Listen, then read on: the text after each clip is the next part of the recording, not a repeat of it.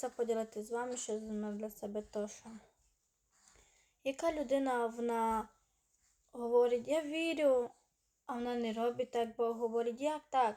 У нас має бути і віра, і то, що Бог говорить, і робити, щоб було інако. А не то роблю, а то не вірю. То має все бути інако. Там не коли людина, вона говорить, я вірю, а не робить, що Бог говорить. Як так?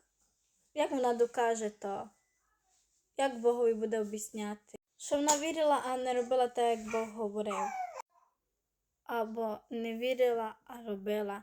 Ні, у нас має бути все інако. Має бути віра і доказання. Людина має приносити Богові. Плод має приносити і бути Богові вірна і з Богом до кінця. І не лишати Бога, і бути до самої смерті з Богом і служити Богові.